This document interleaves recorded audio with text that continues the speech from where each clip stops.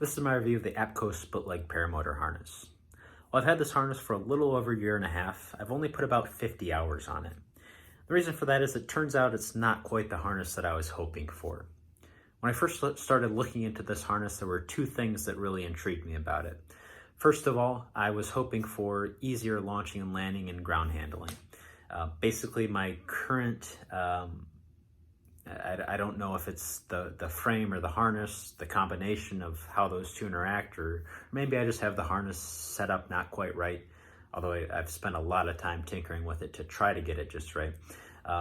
No matter what I do, it's just really awkward on the ground and for launching. Anytime I lean over to pick up my risers or whatever, I have to hike my motor back up onto my back and then, with my hands move the seat board back up under my butt to be able to be fully upright for a launch. And it's just not very natural, kind of awkward. So I was hoping for a harness that would kind of address that issue. The other thing that I was hoping for with this harness was improved weight shift. I really enjoy weight shift in paramotor flying, and the Apco website and some of the press release reviews touted its improved weight shift capability compared to a traditional harness. Unfortunately, what I've found is that only half those things are correct. Ground handling is great, weight shift not so much, which is why I'm not currently flying this harness. In this video, we'll touch on the good, the bad, and then my final concluding thoughts on this harness. So let's start with the good. This harness is an absolute dream on the ground. I think what is so great about it is that the leg cradles, rather than having your legs strapped to one another by a solid seat board, a piece of wood, and then trying to run with that or walk around with that, while also having this metal frame on your back, these leg cradles are completely independent as far as articulating with your legs, but there's also nothing rigid in them, so they can easily fold completely back onto your the backs of your legs, and you can really easily just stand completely straight up. The leg cradle loops are very loose until you're in flight, so it's just super easy to walk around and launch with the motor on your back. It's really like wearing your paramotor as just a normal backpack than carrying a backpack while also having your legs strapped to one another with a piece of wood. It is, I cannot overstate how much more comfortable it is to walk with your paramotor on your back and to launch. It's very easy to get that proper upright posture. It's just a dream on the ground and to launch. Another part of that is that while the harness itself is light, it makes the whole paramotor feel a lot lighter, I think. So the harness itself is just over 3.5 pounds compared to my stock mini plane harness. That's about 2.5 pounds lighter. But most importantly, I think what it does is it pulls the entire paramotor closer to your back. And what that does is it feels more like a downward force on your shoulders than a downward force and also a, kind of a backward torque. The further away you have the paramotor on your back, the more of a twist it's going to be to kind of pull you back. Whereas when you have it closer to you, there's a little bit of twist, but mostly it's just the downward weight. And I think that just makes the harness feel that much lighter. So it is a little bit lighter than probably any other harness you'll find on the market. It feels so much lighter just because of how those leg cradles are able to be, right up against your legs, and there's, very little space between the back of the harness and the motor. Whereas again, my seatboard style harness, you probably have a few inches, just by the geometry of that seat plate, never really being able to be completely flat. It's always kind of like this. Even when you're standing as upright as you can, and that just pushes the whole machine a little bit further back. Overall, the quality of the harness is quite good. I have no complaints with that. When I first pulled it out of the box, I was very impressed. Nice thick shoulder pads, all the webbing is, I don't really know what to say about it. It's good quality, obviously. Overall, I really like the harness for all those reasons. However, I spend very little time on the ground. Most of my time is spent flying. And that is kind of what killed it for me on this harness. Now, when I first started flying this harness, I was actually impressed by the weight shift. I thought that this was going to be a game changer, not just for how it felt on the ground, but also for the weight shift. And I think what I first felt was the necessity of having to change my weight shift technique. If you waste your time watching YouTube videos of people flying their Paramotos, you probably notice that a lot of people either hardly weight shift at all or just don't even bother with it. They're just pulling toggles, which whatever you want to do. But I really enjoy the weight shift control of the paraglider. So when I first switched to this harness, it really forced me to, instead of doing, what most people do where they cross an ankle over a knee and call that weight shift, it really forces you to, articulate your legs. One goes up, one goes down. It really forces you to roll your hips, which is not really something that I, was kind of disciplined about before. I just kind of thought, you just kind of lean to one side. So legs, hips, and then also leaning over that, your weight shift bars. By doing that, I think I just developed a better technique and noticed that compared to my seatboard style harness.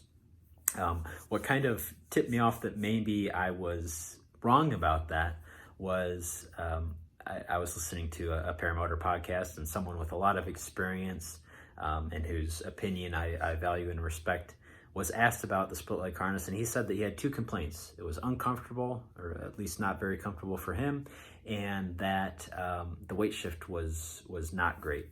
And I kind of took issue with that because, again, my experience was that the weight shift was better, and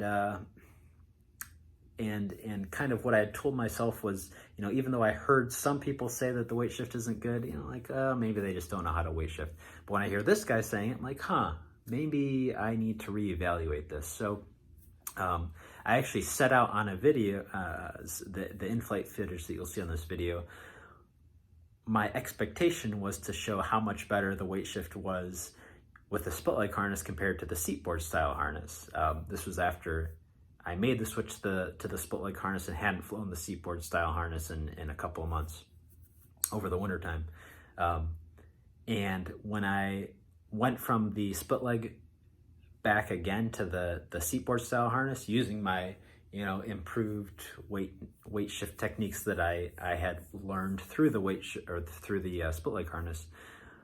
When I transferred those weight shift techniques over to the seatboard style harness, it kind of blew my mind at how much better my weight shift was with the seatboard style harness compared to the split leg. Now, this wasn't really obvious to me as to why this would be the case, and I'm still not 100% sure. The best I can make out of it is, kind of going off the idea that the lower your hang point is, the better your weight shift is, just because you have the ability to throw more of your weight over those weight shift bars and kind of, load one side of the glider more than the other. If you look at the seatboard style harness and the split leg harness while they're unloaded, they're just sitting on your paramotor, it seems like you would sit just about as high in either harness.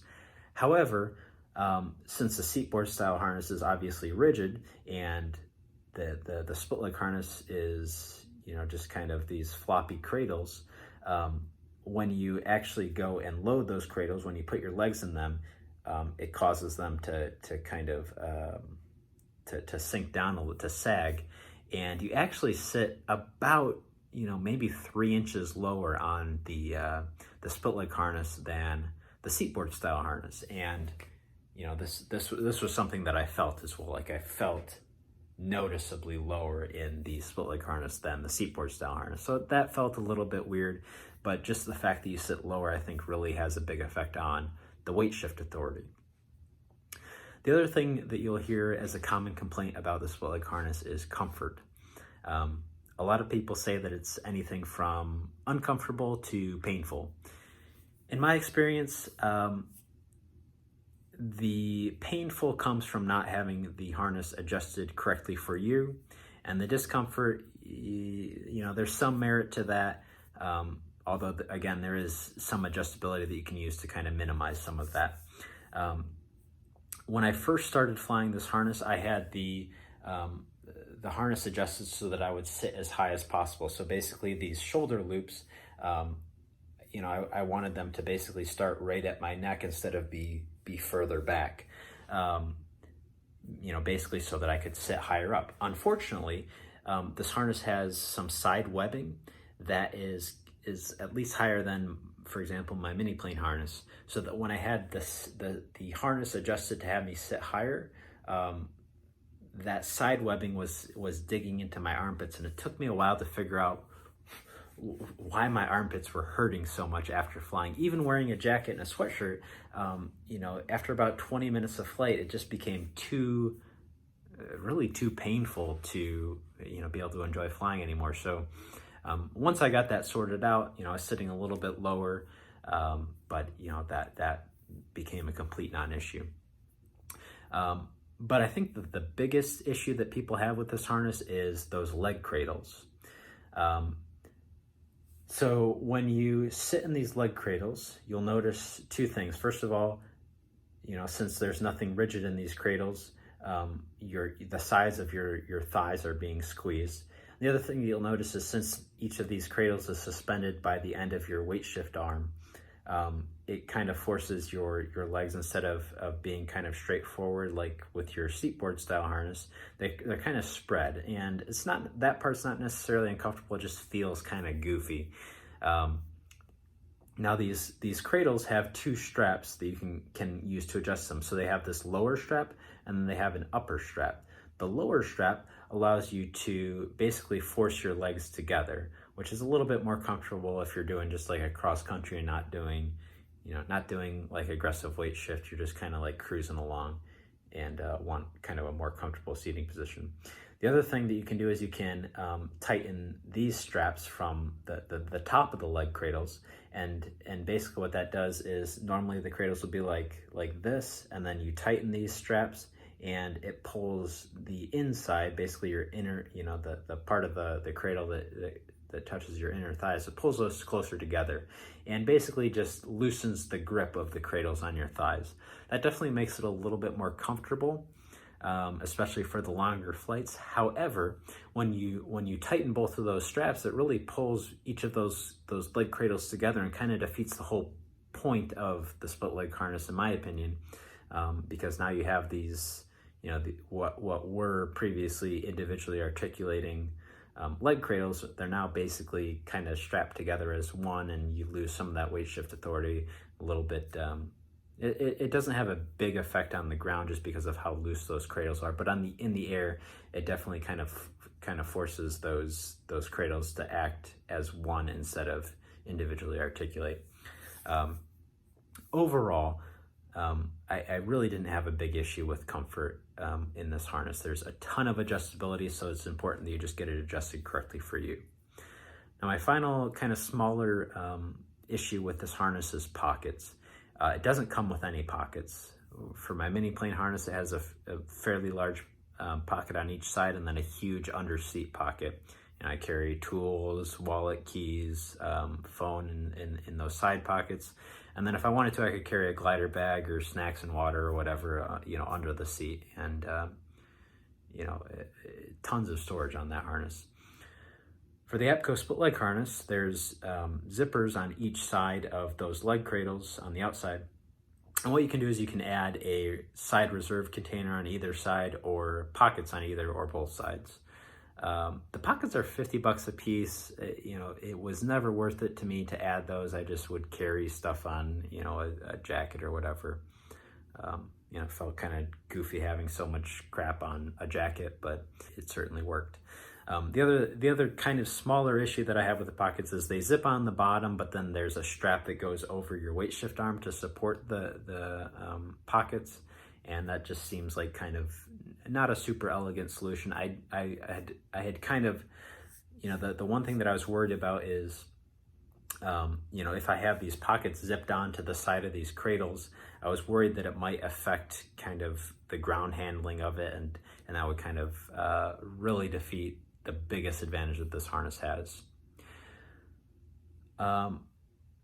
So again, the cons that I have with this harness: weight shift, not stellar. Comfort, a little bit less than a traditional seatboard style, but it is adjustable to be, however you want it to be. And then the third is pockets. Overall, this is a great harness that I would recommend for anyone that spends a lot of time doing launches and landings. I think that again, that is the thing where this harness absolutely shines. If you struggle with launches, especially in the wintertime, again, when you're really bundled up, that's the time that I tend to bust this harness out a little bit more, especially when there's snow and I just don't want to deal with any of it. If I was maybe if I was running a school and had a school unit, I might consider having this harness. Although the one issue with that is that you have to adjust the harness for each pilot. That maybe that's not really worth it for a school if you have to adjust for every single person. But again, ground handling, absolutely phenomenal. But for me, the way that I like to fly, my personal flying style, not having every little bit of weight shift that I could have with the seatboard style harness is what made me switch back to the traditional seatboard style harness. I hope this video was helpful to anyone that's considering this harness, and I appreciate you watching. Thank you.